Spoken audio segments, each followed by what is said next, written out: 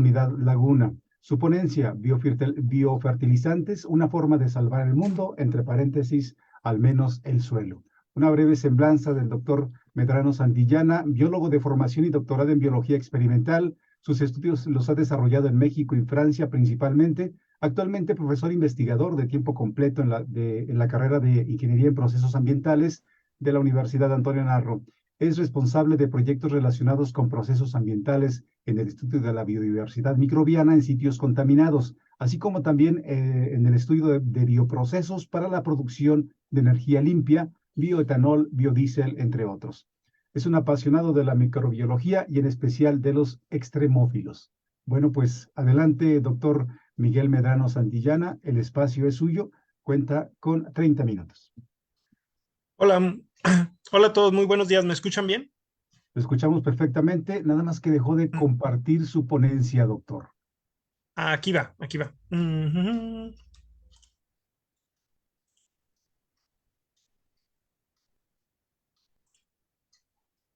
Ahora sí se ve bien. Se ve en pantalla, pero no en pantalla. Ahí está en pantalla completa. Adelante, doctor. Ok, perfecto.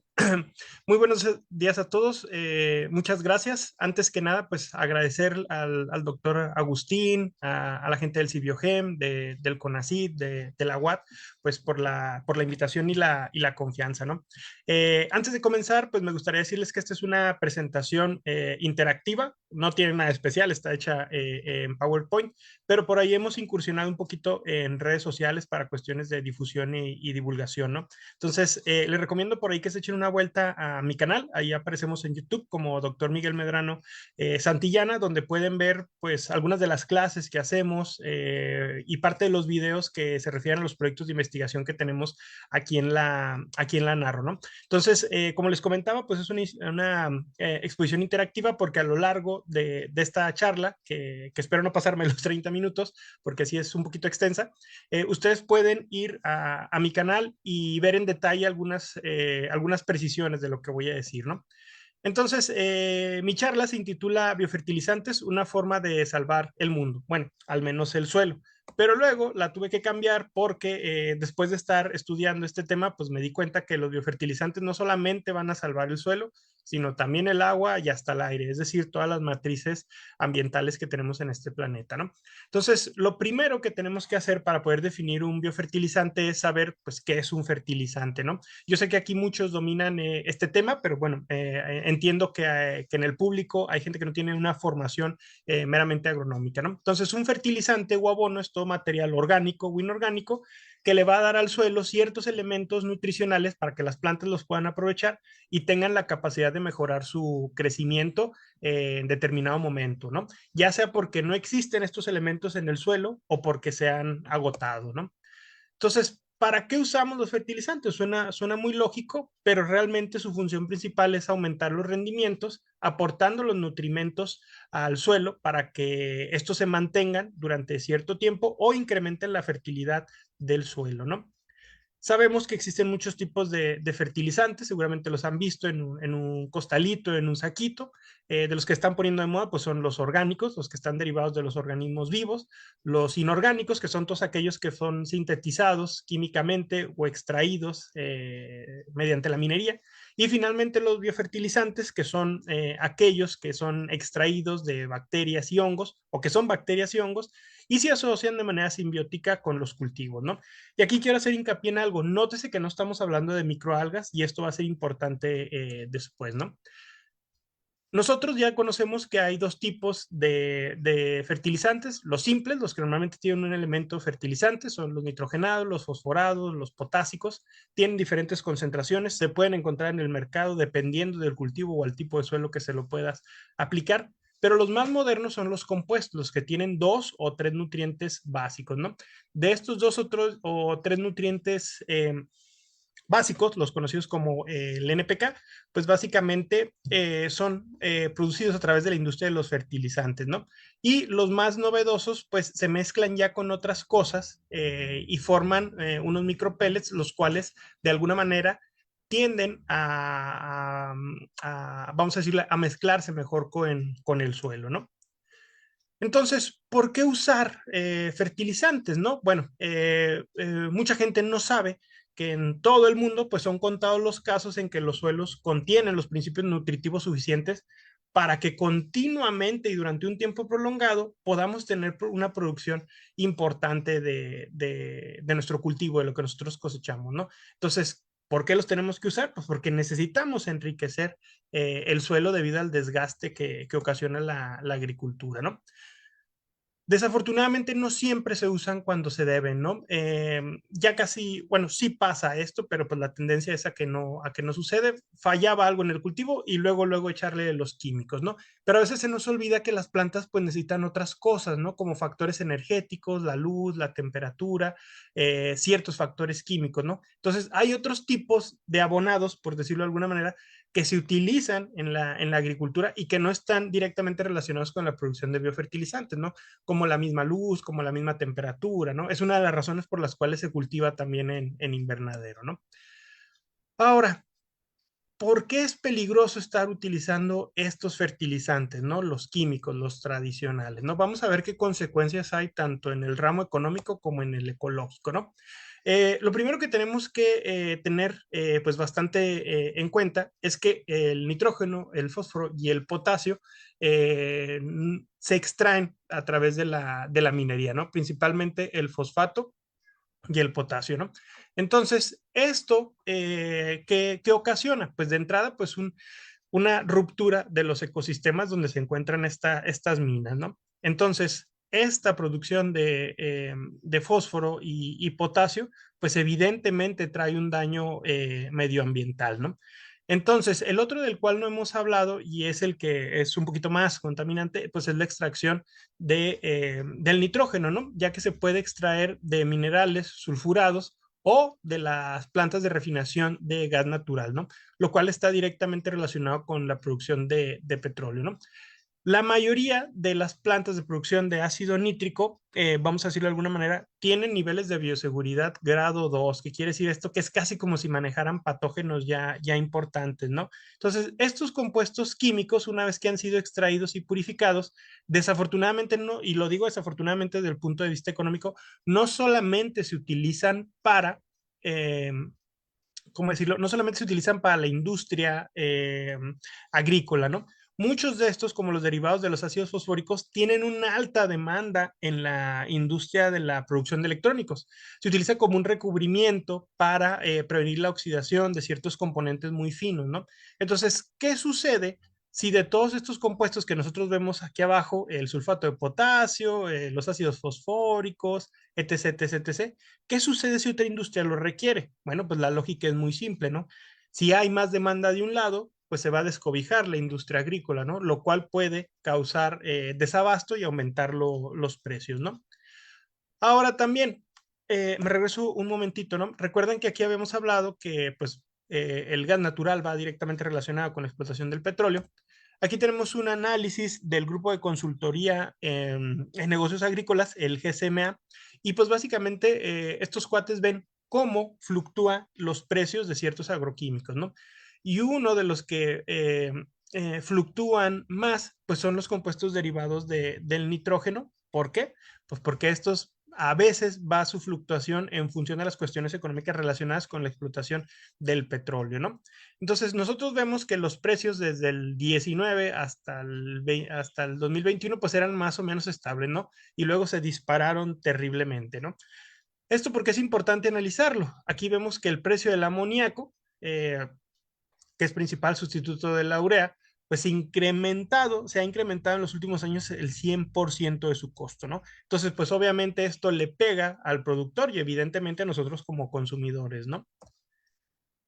Ahora, si bien no es el objeto de este estudio, le recomiendo este canal, se llama Veritasium en español, y ahí viene el link de este video, El hombre que mató y salvó a millones, el doctor Fritz Haber, y pues básicamente este doctor pues fue reclutado, forzado por los nazis para que su tecnología de síntesis de nitrógeno, el cual se utilizaba para fines buenos, para la agricultura, pues se utilizara para la fabricación de armas químicas, ¿no? Entonces es una dualidad y polémica la vida de este señor, ¿no? Se lo recomiendo bastante, ¿no? Ahora bien, el otro problema que ocurre con la fertilización es que la fertilización no es 100% efectiva, ¿no? ¿A qué me refiero con esto, no? Pues básicamente, dependiendo del tipo de cultivo, no más del 30% va a ser aprovechado por la planta, ¿no? Una parte de estos fertilizantes va a irse a través del suelo, va a ocurrirle un proceso de biomagnificación, se va a infiltrar al subsuelo, le pueden pasar muchísimas cosas, ¿no? Pero la planta no lo va a utilizar. Entonces, ¿qué sucede con ese excedente? Es lo que ahorita vamos a analizar, ¿no? Esta es una fotografía satelital termográfica de la NOAA, ¿no? De la Agencia Interoceánica de los Estados Unidos, ¿no? Y nosotros lo que vemos aquí en rojo es lo que se conoce como la zona muerta o la zona de muerte, ¿no? Estas zonas cada vez son más comunes en el planeta, ¿no? ¿Por qué se ocasionan estas zonas y por qué se llaman así? En las zonas muertas básicamente no hay oxígeno y básicamente no hay vida ahí, ¿no? O sea, suena bastante lógico, ¿no? Pero ¿por qué? ¿Qué sucede?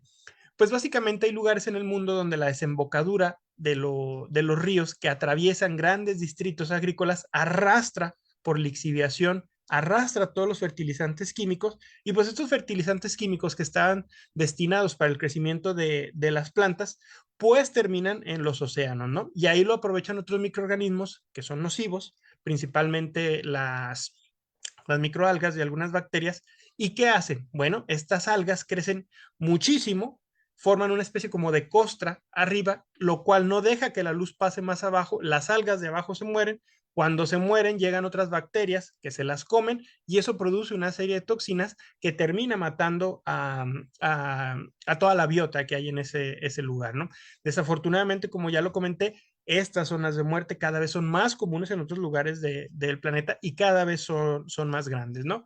Y bueno, esa fotografía satelital quizá no nos dice mucho, pero cada vez que vemos en las noticias que hay una gran mortandad de peces, de anfibios, de reptiles, de cualquier animal marino, casi siempre está relacionada con el uso o el abuso excesivo de los fertilizantes, ¿no? Aquí podemos ver estos pescaditos que andan allá por Texas, ¿no? Entonces, desafortunadamente esto ya está pasando en algunos lagos aquí en México, ¿no? Y bueno, sé que también pues no es el objetivo de esta charla, pero por ahí también trabajamos un poquito la cuestión de bioremediación. Les recomiendo que vean esta conferencia que dimos el año pasado en el Foro Ambiental del Narro acerca de cómo los microorganismos pues pueden limpiar el ambiente, ¿no? Entonces, no solamente es producir biofertilizantes, sino también ver cómo limpiamos la contaminación de los fertilizantes actuales y la contaminación también por metales pesados, ¿no? Entonces, ahí está una captura de nuestro canal, ahí lo pueden checar, ¿no? Ahora, ¿por qué también es importante utilizar biofertilizantes, no? Algo que normalmente no hacemos consciente, pues es que el suelo en México es un recurso natural muy, muy, muy valioso, ¿no? Y ahorita vamos a ver por qué. Se nos olvida que, bueno, México es el quinto lugar mundial en biodiversidad y parte de esta biodiversidad, pues es debida a la gran diversidad de plantas que hay, debido a la fertilidad de los suelos que existe de forma natural. Pero se nos olvida que la mitad del territorio mexicano, pues es un desierto, ¿no? Entonces, aquí, de aquí para arriba, todo el norte, pues es un desierto, ¿no? Y no hay datos, o no había datos hasta el 2002, y yo sé que los datos son algo viejos, y ahorita vamos a decir por qué, pues al parecer no tienen una degradación aparente, ¿no? Son suelos desérticos, ¿no? Pero el problema con el desierto mexicano es que se está desertificando, ¿no? ¿Por qué? Pues por el crecimiento industrial, por el establecimiento de zonas urbanas, etcétera, etcétera, ¿no? Pero vean lo que está en color beigecito, pues prácticamente todo el territorio mexicano tiene cierto grado de degradación química, ¿no? Ahora, a esto hay que sumarle los procesos naturales. Todo lo que está en color como naranjita para arriba, pues tiene un alto grado importante de erosión eólica.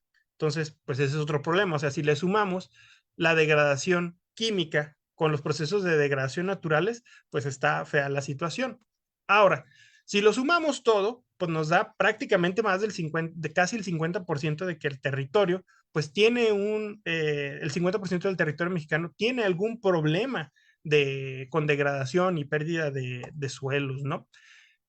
Y a esto también hay que sumarle la otra matriz, que es el agua. Entonces, el agua, pues básicamente la que no tiene degradación en México, la que está, vamos a decirlo de alguna manera, prístina, que se puede utilizar, pues es alrededor del 30%, ¿no? Y el resto del agua en México llega a tener algún proceso de contaminación.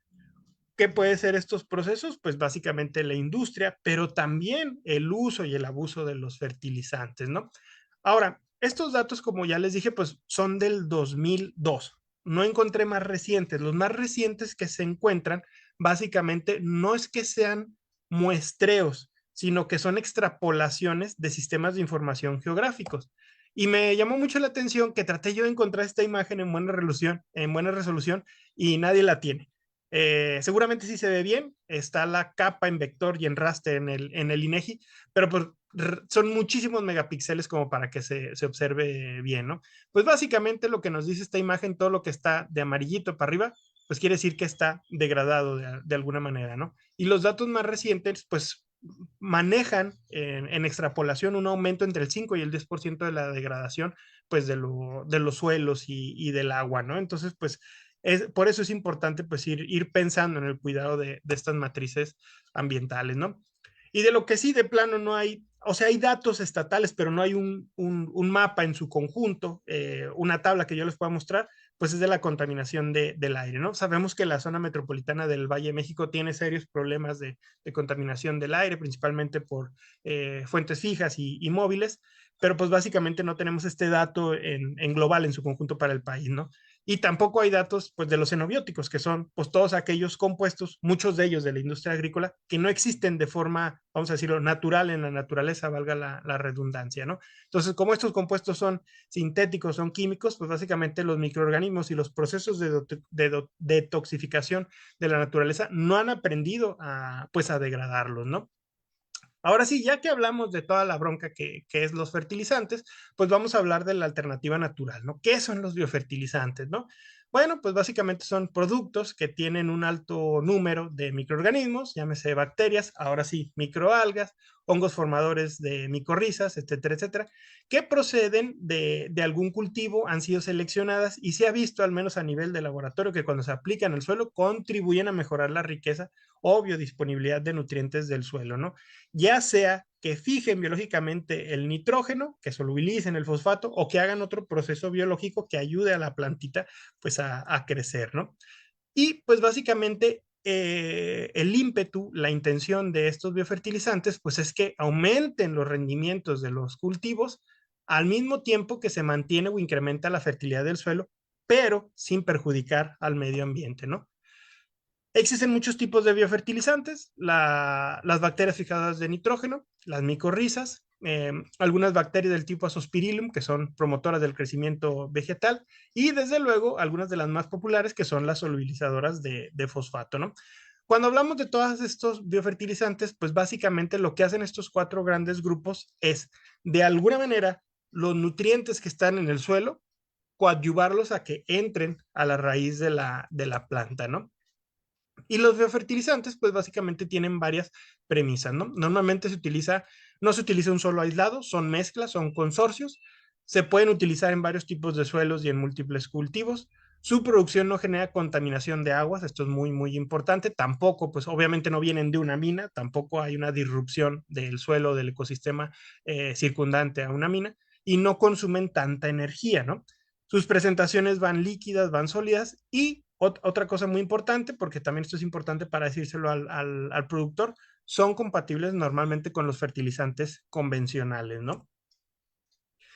¿Por qué debemos usarlos? ¿Por qué son buenos para el ambiente? Bueno, para cuidar el suelo, el agua y el aire, ¿no? Se nos olvida que el suelo, pues es un medio para el desarrollo vegetal. Sí o sí, las plantas necesitan del suelo. Incluso las plantas que se cultivan en hidroponía, pues en cierta manera requieren algún mineral extraído del suelo. El suelo es una matriz que suministra y purifica el agua, se encarga del reciclado de los nutrientes y los restos orgánicos. El suelo no deja de ser un ecosistema, es el hábitat de muchos organismos, aunque nosotros no los veamos, pues están ahí enterraditos, ¿no? Las bacterias, los gusanos, los topos. Es un medio de ingeniería donde todos trabajamos y finalmente, si el suelo no está sano, tenemos una pérdida de la calidad del medio ambiente, ¿no?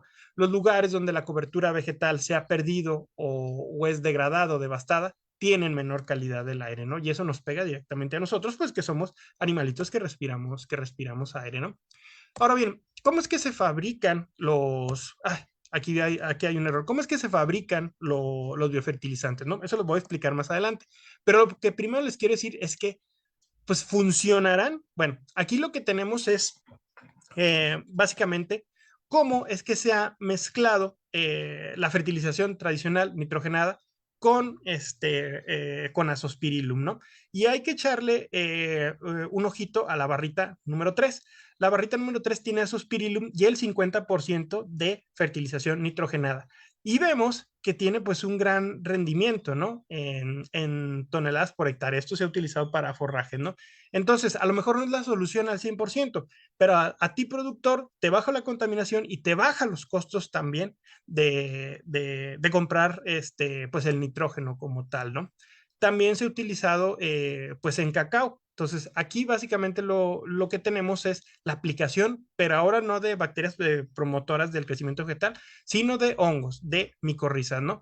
Y hay que echarle pues un ojito a lo que está en colorcito verde, ¿no? Entonces, cuando las micorrizas se establecen a nivel de plántula, vean que puede crecer un poquito mejor en tanto la altura, el número de hojas, la longitud de las hojas, el ancho de las hojas, etcétera, etcétera. Entonces, es una forma benéfica, amigable con el medio ambiente, en que un cultivo tan importante como el del cacao, de donde saca el chocolate, pues puede llegar a funcionar, ¿no?